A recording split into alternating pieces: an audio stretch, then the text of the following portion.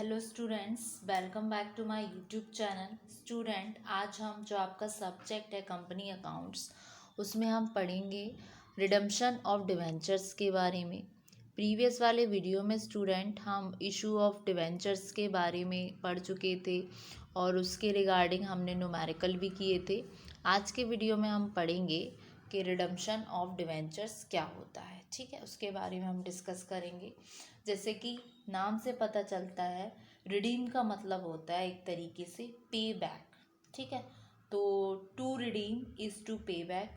तो redemption of debenture का मतलब होता है आपका कि discharging of liability on account of debentures या फिर bond by repayment to debenture holders. ठीक है, तो रिडम्पशन का मतलब क्या होता है, आसान से शब्दों में पे back.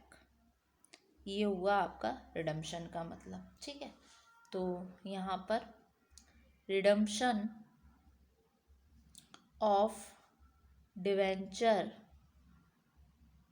Means discharging the liability of debentures by repayment of amount to the debenture holders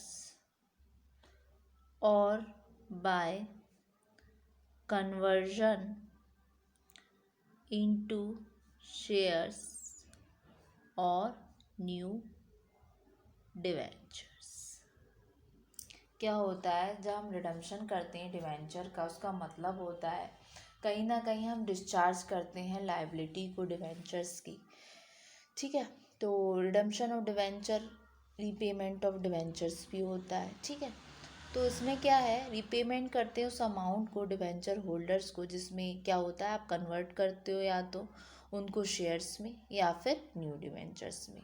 ठीक है, जो डिवेंचर्स हैं वो आपके नॉर्मली रिडीम होते हैं ऑन द ड्यू डेट या फिर earlier as per terms of issues, जो कि टर्म्स पर होती हैं एज पर जो इश्यूज होंगी। डिवेंचर रिडीम होते हैं इंस्टॉलमेंट्स में, जो कि बाय ड्रॉ ऑफ लॉट्स या फिर परचेज ओपन मार्केट से या कैंसिलेशन से या फिर कन्वर्सन से शेयर में या फिर न्यू डिवेंचर्स में। तो इस तरीके से होते हैं।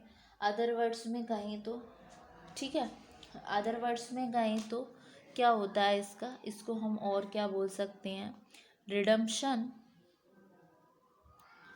ऑफ डिवेंचर्स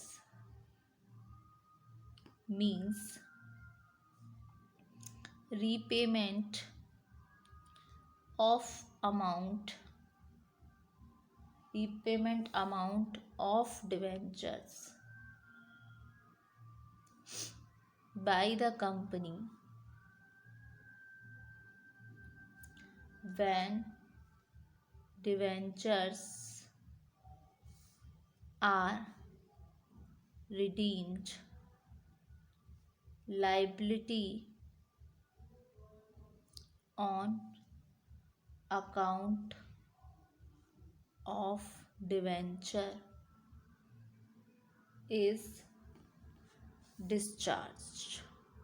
ठीक है, ये हुआ आपका meaning of debentures, meaning of redemption of debentures. उसके अलावा जब टाइम होता है आपके रिडम्पशन का, उस सिचुएशन में 3 पॉइंट्स को बहुत ज़्यादा माइंड में रखा जाता है। ठीक है, तो वो कौन कौन से पॉइंट्स होते हैं। ठीक है, at the time of redemption following 3 points should be kept in mind। कौन कौन से 3 पॉइंट्स होते हैं। फर्स्ट आता है आपका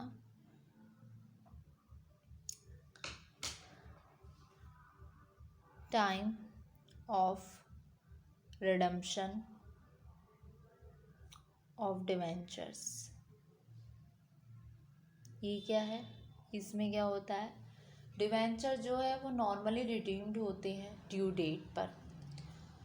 कंपनी में be if authorised by terms of issues या redeem the debenture before the due date in instalment, जिसमें आपके बाय ड्रॉ ऑफ लॉट्स हैं। अगर ऑथराइज्ड हो रहा है तो आर्टिकल ऑफ एसोसिएशन के द्वारा, या फिर purchase from open market for cancellation, तो time of redemption of debentures. ठीक है, उसके अलावा आपका इसमें सेकंड पॉइंट आता है अमाउंट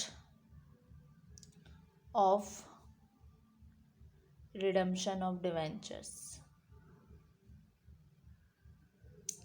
यानी कि इसमें क्या होगा आपका amount of redemption of debentures में जो अमाउंट है जो पेबल होनी है आपकी रिडम्पशन पर डिवेंचर की, ये वो अमाउंट है जो कि पेबल होती है at the time of their redemption. अगर कोई डिवेंचर रिडीम है on maturity by payment of amount या फिर ड्रॉ ऑफ लॉट्स, तो अमाउंट पेबल होगी as per the terms of issue, जैसे कि आपका एट पार हो गया या प्रीमियम हो गया।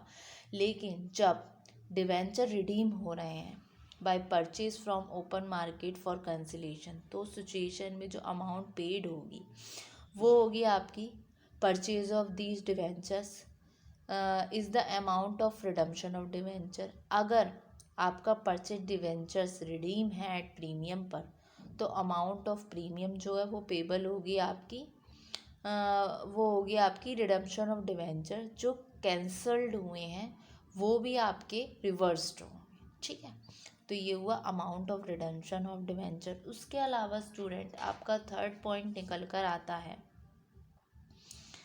Sources of redemption of debentures. ठीक है, तो कौन कौन से सोर्सेस होते हैं, कौन कौन से साधन होते हैं आपके रिडम्पशन करने के डिवेंचर, उसमें आपके निकल कर आते हैं दो। एक तो हो गया आपका आउट ऑफ कैपिटल, दूसरा हो गया आपका आउट ऑफ प्रॉफिट। ठीक है ना, आउट ऑफ कैपिटल और आउट ऑफ प्रॉफिट। तो इसमें क्या होता है आउट ऑफ कैपिटल में, इसका मतलब होता है ये आपका प्रोहिबिटेड है इंडिया में। ठीक है, आउट ऑफ कैपिटल जो है प्रोहिबिटेड है इंडिया में। इसमें क्या होता है, इसमें जो रिडम्पशन है डिवेंचर्स का वो बिना ट्रांसफ़र के है किसी भी प्रॉफिट के सरप्लस से। जैसे कि जो बैलेंस है आपके स्टेटमेंट ऑफ P&L में से डिवेंचर रिडम्पशन रिजर्व से जिसको हम DDR बोलते हैं, DRR बोलते हैं, रिडम्पशन ऑफ डिवेंचर्स के regarding. Redemption purely out of capital है जो कि पॉसिबल नहीं है, जो कि पॉसिबल नहीं है अंडर द प्रेजेंट लॉ। एक तरीके से ये प्रोहिबिटेड है अकॉर्डिंग टू कंपनीज एक्ट 2013, जो कि रूल नंबर 87B में आता है कंपनीज के शेयर कैपिटल एंड डिवेंचर में। ठीक है, तो इस तरीके से इसका कुछ परसेंटेज है कि DRR में ट्रांसफ़र कर सकते हैं आप, एटलीस्ट आप करेंगे 25% नॉमिनल वैल्यू का, यानी कि फेस वैल्यू का। ठीक है, इस तरीके से फिर उसके बाद में 25% of face value of outstanding debenture, जो कि एक पर्टिकुलर क्लास होता है डिवेंचर के रिगार्डिंग। उसके अलावा कंपनीज जो हैं वो एग्जेम्प्ट होती हैं ट्रांसफ़र करने में अमाउंट टू DRR, क्योंकि डिवेंचर आउट ऑफ कैपिटल जो है ये कंपनी ट्रांसफ़र नहीं करती कोई भी amount debenture redemption reserve account में। उसके अलावा आता है आपका out of profit. Out of profit क्या बोलता है, इसका मतलब है जो रिडम्पशन ऑफ डिवेंचर है वो प्योरली आपके आउट ऑफ प्रॉफिट है। इस केस में क्या है, कंपनीज जो हैं ट्रांसफ़र करती हैं 100%। इसमें क्या कर रही थी आपकी 25% कर रही थी, इसमें करती हैं आपकी 100% ऑफ नॉमिनल वैल्यू और रिडीमेबल डिवेंचर किसी पर्टिकुलर क्लास से debenture redemption reserve out of the surplus जो अवेलेबल होता है पेमेंट के थ्रू आपके as dividend to the share holders. ठीक है, दो तो ये हुए। उसके अलावा एक और आ जाता है आपका कि out of profit and capital. ये क्या है? इसका मतलब है जो रिडम्पशन है आपके डिवेंचर्स का वो पार्शियली तो आउट ऑफ प्रॉफिट है और पार्शियली आउट ऑफ कैपिटल है। ठीक है, जहाँ पर कंपनी ट्रांसफ़र नहीं करती 100% नॉमिनल वैल्यू आपके आउटस्टैंडिंग डिवेंचर का किसी पर्टिकुलर क्लास के रिगार्डिंग डिवेंचर रिडम्पशन रिजर्व में आउट ऑफ सरप्लस जो कि अवेलेबल होता है पेमेंट के लिए as dividend to the share holders, ये आपका कहलाया जाता है redemption out of profit and capital. तो स्टूडेंट्स, आज के वीडियो में हमने पढ़ा कि रिडम्पशन ऑफ डिवेंचर्स क्या होता है। ठीक है, उसको हमने डिस्कस किया, उसका मीनिंग, उसका कंसेप्ट कि रिडम्पशन का मतलब होता है पे बैक और उसका मतलब है डिस्चार्ज करते हैं हम लाइबिलिटी को डिवेंचर्स की, रिपेमेंट करके अमाउंट को डिवेंचर होल्डर्स को, जिसमें वो या तो कन्वर्ट करते हैं डिवेंचर्स को शेयर्स में या फिर क्या करते हैं इसको कन्वर्ट करते हैं न्यू डिवेंचर्स में। इसका पढ़ा। उसके बाद में हमने उन 3 मेजर पॉइंट्स को पढ़ा जिनको ध्यान रखा जाता है जब भी आप रिडम्पशन करते हैं डिवेंचर्स का, जिसमें फर्स्ट था, एक तो हम सबसे पहले मेंशन करते हैं टाइम रिडम्पशन ऑफ डिवेंचर्स का।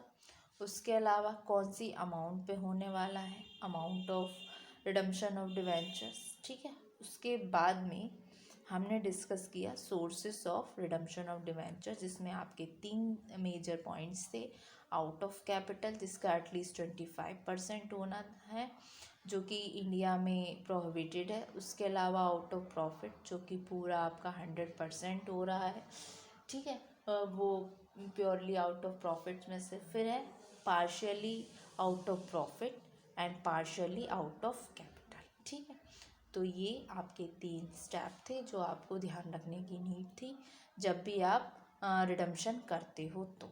ठीक है, तो होप सो स्टूडेंट आज के वीडियो में ये आपको ये कंसेप्ट समझ आया। Thank you very much.